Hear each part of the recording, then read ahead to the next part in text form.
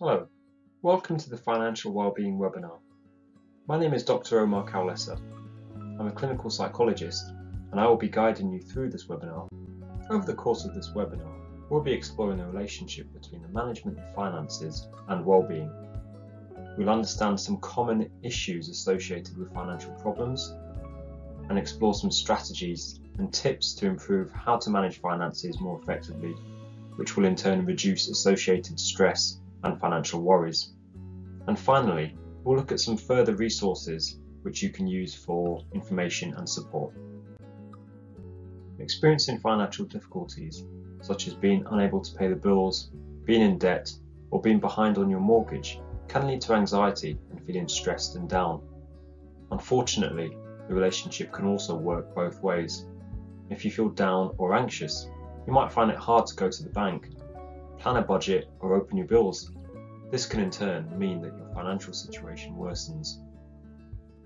According to the UK Money and Mental Health Institute, people with mental health problems are nearly 3.5 times more likely to have problems with debt. The COVID-19 situation has increased money problems for many people, including a reduced or less stable income, or having to borrow money to make ends meet. We're going to start by just highlighting some facts, some of which you may be surprised to hear.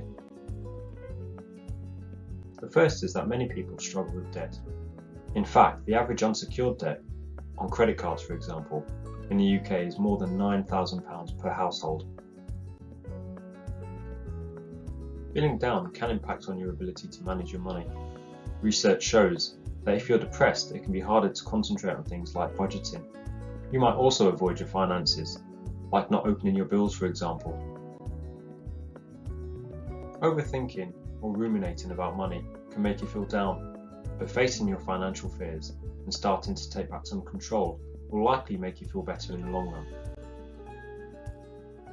Better finances may well help, but there are many factors that can turn financial difficulties into low mood, such as the level of worry and feelings of hopelessness.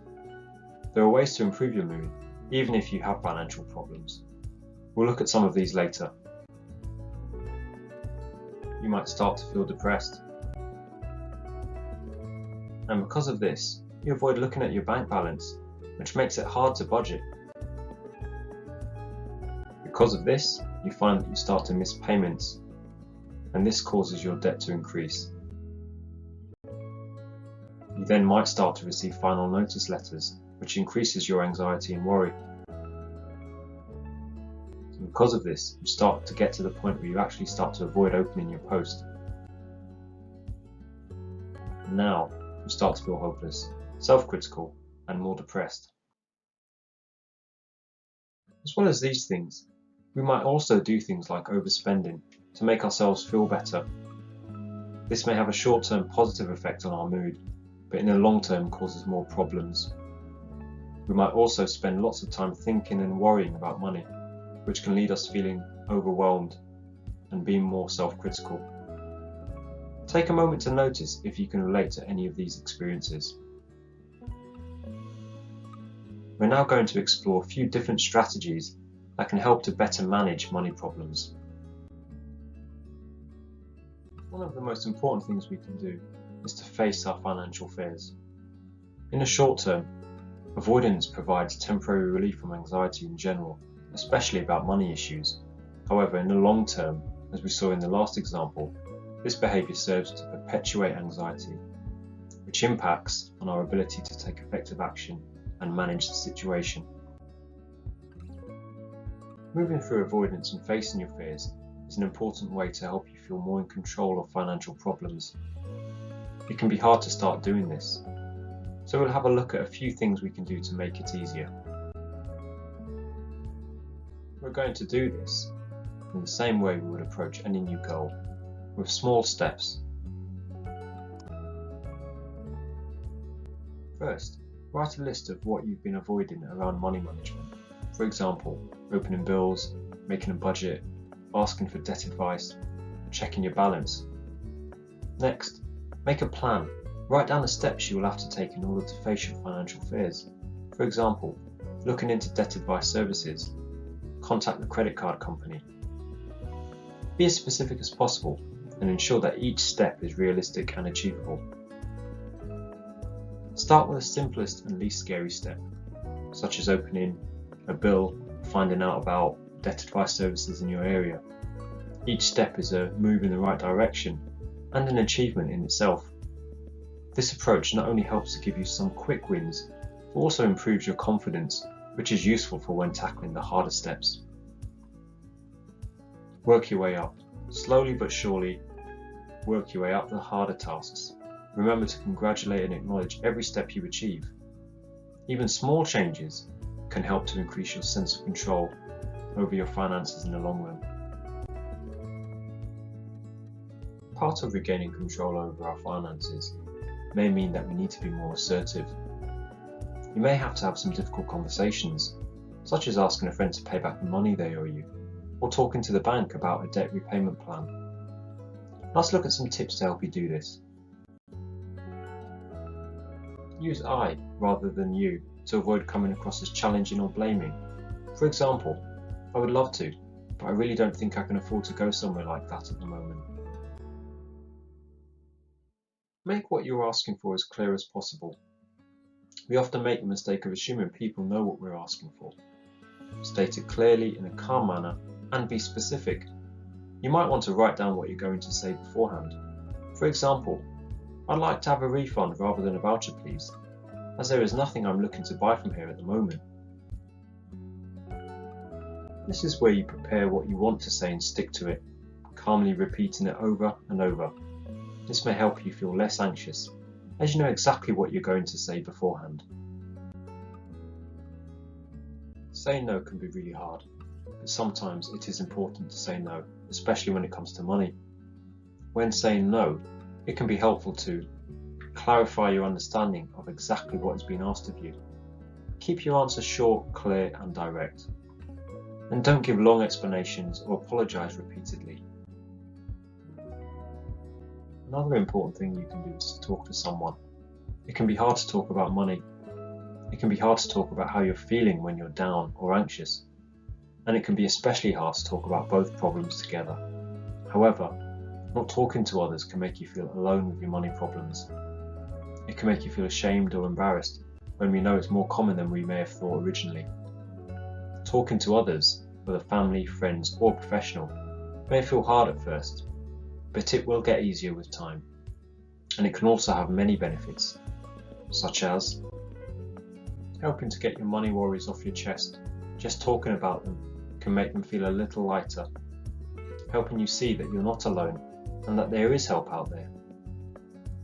Feeling less ashamed about your situation, feeling more hopeful about your situation, and finding some new sources of support and ways of coping. If you're struggling financially, it is easy to assume there is little or no help available, when in fact there are a lot of different charities and organisations who provide free information and support with money problems. Learning more and asking for help will likely help you feel more hopeful about the future, less self-critical, and more in control of the situation. The solution may not always be quick and easy, but finding out more will likely make you feel better about what you need to do in order to improve your financial situation. I'll signpost you to some fantastic websites at the end of this webinar. A tried and tested method of getting better control over your finances is to make a budget. Making a budget involves working out how much income you get per month and what costs you have to pay every month, such as rent, mortgage, food and bills. It might feel overwhelming at times. However, making a budget and trying to stick to it has many benefits. It can help you feel more in control of your finances. It can help you keep up to date with debt repayments and stop you slipping into more debt. It can be used to prioritise what to spend your money on, and it can make you feel more hopeful about your financial situation in the future. Now, sticking to a budget can be difficult, so here's a few tips that may help you. Give it some time and stick to it. It will take a while to get used to a budget and see the benefits. Ask someone for help, for example friends, family or professional. Try to leave a little aside in your budget each month, just in case of unexpected costs. Use the assertiveness skill in the next section to discuss with friends and family why you need to stick to a budget and ask for their help. Write down the reasons of why you are sticking to your budget and refer to it when you're about to spend money on things you haven't budgeted for. Try out a budgeting app. There are a number of these which make budgeting easier. Save a little money each month to reward yourself for sticking to your budget. For example, treat yourself to a takeaway or some new clothes. A common way to blow the budget is impulse spending. Impulse spending is where you spend a lot of money in one go without planning to do so, without thinking about the future. Understandably, this can lead to negative consequences. There are different types of impulse spending. Two common ones are comfort spending and being overly generous. If you're buying gifts or treats to cheer yourself up or to help with stress or anxiety, why not try free things which can help you feel better and de-stress, such as exercise, cooking your favourite meal, talking to a friend, or watching your favourite film? If you're being overly generous, think about ways to show others you care about them without having to spend money on them, such as spending time with them, paying them a compliment, telling them how much they mean to you. If you live with them, letting them have a lie-in in the mornings, or providing them breakfast in bed. It is important to acknowledge that sometimes our worst fears can come true. For example, being made redundant or facing bankruptcy. There may also be situations where, even with advice, it is still extremely hard to pay for basic living expenses. When you get bad news about finances, such as hearing that you've lost your job, it is understandably hard to come to terms with this. Many people find themselves struggling to accept their financial difficulties. You might spend a lot of time thinking about how things could be different, the what ifs and the if onlys. It's understandable that you may struggle to accept the consequences of your financial difficulties. However, this may make your distress even worse. Acceptance here does not mean resigning yourself to the situation or letting go of any sense of control you may have over it. It refers to turning towards it rather than avoiding it, with an attitude of, what steps do I need to take to regain control over my financial situation? Acceptance of your financial situation will be hard, and it will take some time. It is a process, and there isn't a simple or single answer about how to do this. However, here are 3 things which you may find helpful.